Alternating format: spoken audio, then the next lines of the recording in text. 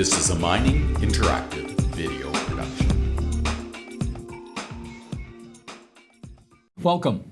I'm John Pifer with another in Mining Interactive's special videos. We've been doing these for a couple of years now, and every few months it is a great treat on my behalf to catch up with Michael Hudson, who is the Chief Executive Officer and President of Mawson Resources. Michael, welcome. Thank you, John. Always good to see you, and especially seems that there's always something going on with Mawson, especially in your holdings in Europe. You're in Sweden, you're in Finland, you're in Spain. What is the draw there, and what is working well for the company? Well, I suppose, John, we have advanced over the last year to the point clearly now everybody knows we are a uranium explorer. We're looking at hiving out our gold and base metal assets. The simple story is we're an explorer in those three countries in the backyard of the highest per capita users of uranium in the world. And we have advanced projects. We've got resource projects. Just briefly, Dublin is 11.6 million pounds. Clappy-Becken in Sweden as well is 2.1 million pounds. Don Benito in Spain, which we have as a near production story, that permitting is now advancing, and we'll take that project to getting those pounds in the can, which people want to see now.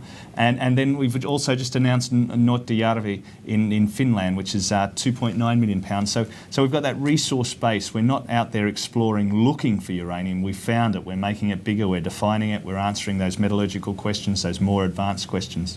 And I can tell that you've been there recently because I can't pronounce those place names, but as long as you can, that's what counts.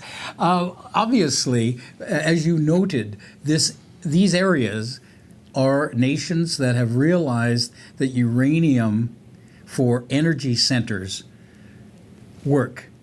They are clean. They're obviously going to be more of them. France, I think, is over 56% now in how their power is generated, and it's from uranium. Spain, Finland, Norway, they're all realizing the benefits.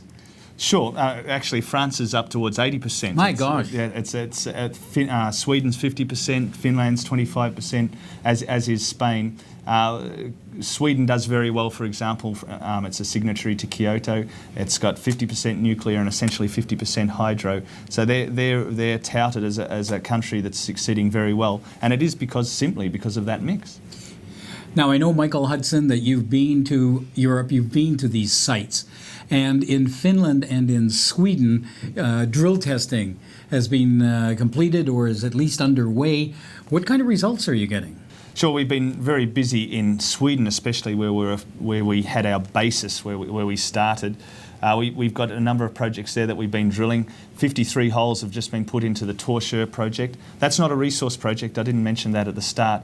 But that's got an exploration target of over 100 million pounds. We've got 40 kilometres strike length of this near surface, low grade uranium horizon that has significant rare earth credits. 53 holes from there. We've had about 2/3 of those results to date that show that the zone is consistent over about 1.2 kilometres.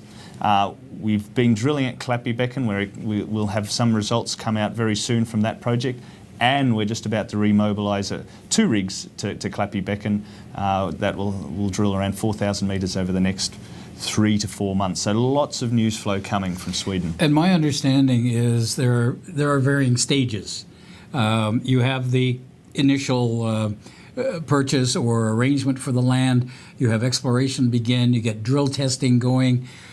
What moves it forward, and what is your ultimate goal?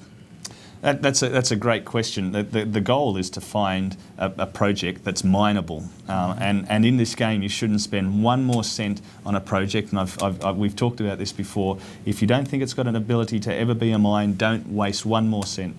So what we're doing is advancing those resource projects, making them bigger, giving them a weight, and then when they get to a certain size, we'll go and complete economic studies about those. Moving into actually deciding, yes, this is mineable, yes, it's economically viable, it would appear to me as a layman that as the uranium price continues to stay strong and get stronger, that viability starts to look even more attractive. Sure, the uranium prices move so quickly, and it's really surprised everyone in the business that we really don't know where it's going in the long term. Is it going to continue its upward trend? Is it going to level at a lower level? That being said, the uranium price has formed a new base. So uranium projects are being re-looked at again now after a 30-year hiatus in the business.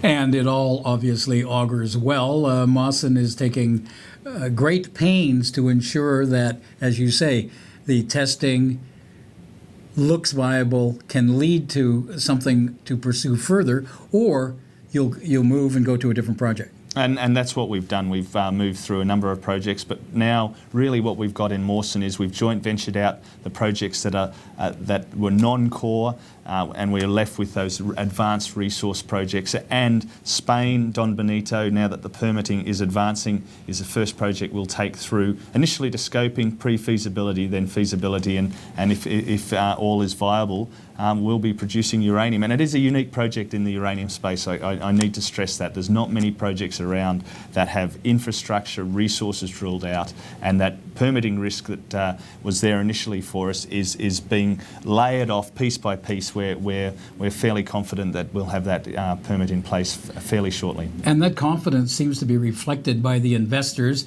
They've stayed well and strongly with Mawson over the last couple of years with a steady, reliable, solid increase in its price on the Toronto Venture Exchange.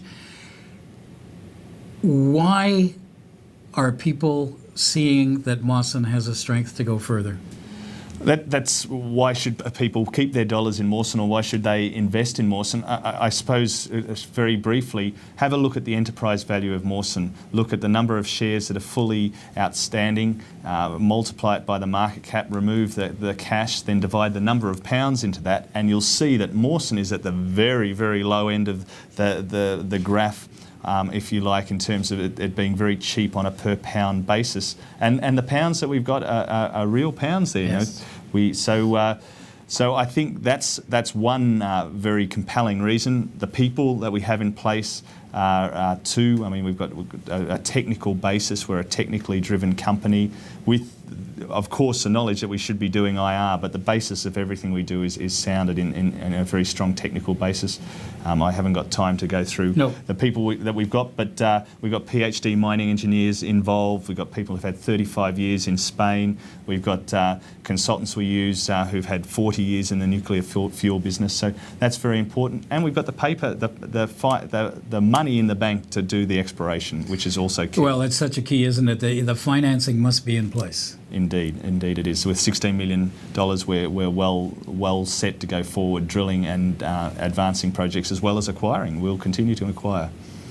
And we'll keep you informed on what Mawson does next, where they expand, what they do with some of these existing projects as they see the value and benefit of uranium mining. Exploration turns to mines. I don't doubt that's not too far away. Michael Hudson, thank you. Thank you, John. Always a pleasure. The Chief Executive Officer and President of Mawson Resources. I'm John Pifer. Thanks for joining us. Do it again soon.